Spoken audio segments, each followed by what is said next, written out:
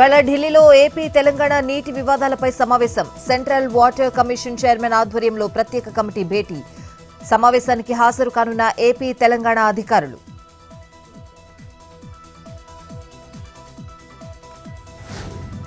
కేసీఆర్ లేఖపై స్పందించిన సిట్. మాజీ సీఎంకు సమయం ఇవ్వాలని నిర్ణయం. ఇవాళ తదుపరి విచారణ తేదీ ప్రకటించే అవకాశం.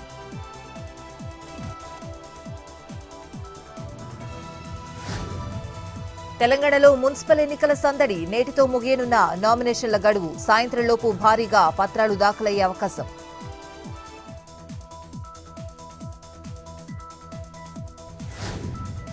ఇవాళ గుంటూరులో సీఎం చంద్రబాబు పర్యటన. ప్రభుత్వ ఆసుపత్రిలో మాతా శిశు సంరక్షణ కేంద్రం ప్రారంభం. భారీ పోలీస్ బందోబస్తు ఏర్పాటు.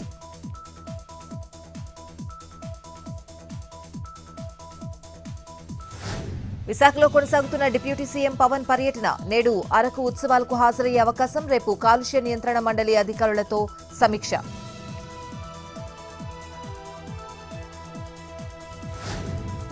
ఇవాళ కాకినాడకు మంత్రి లోకేష్. జేఎన్టీయూకేలో హాస్టల్ను ప్రారంభించనున్న మినిస్టర్. తర్వాత కోరమండల్ కంపెనీ ఆసుపత్రి భవనాలను ప్రారంభించనున్న మినిస్టర్. విశాఖలో నేడు గీతం యూనివర్సిటీ వివాదాస్పద భూములపై వైసీపీ నిరసన దీక్ష. ముందుగా జీవీఎంసీ గాంధీ విగ్రహం దగ్గర నివాళులు. తర్వాత కౌన్సిల్ సమావేశ మందిరం వరకు ర్యాలీ.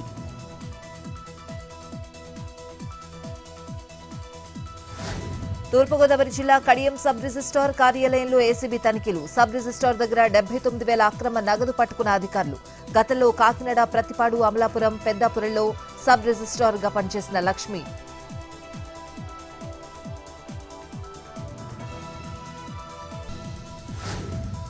కామారెడ్డి జిల్లా మధునూర్ మండలంలో చిరుత కలకలం.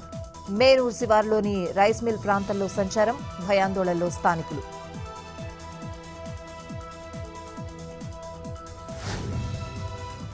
భారత్తో మదర్ ఆఫ్ ఆల్ డీల్స్ యూరప్పై అమెరికా అసంతృప్తి. ఈయూ వాణిజ్య ప్రయోజనాలకే పెద్దపీట వేస్తోందని ఆరోపణ. ఉక్రెయిన్ విషయంలో ఐరోపా మాటలకు చేతలకు పొంతన లేదని విమర్శ.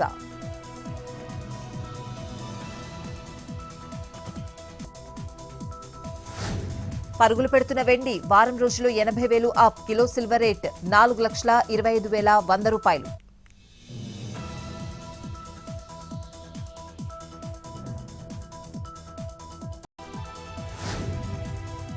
మార్చి 3న తిరుమల శ్రీవారి ఆలయం మూసివేత. చంద్రగ్రహణం కారణంగా ఉదయం 9 నుంచి రాత్రి 7:30 వరకు క్లోజ్ ప్రకటించిన టీటీడీ.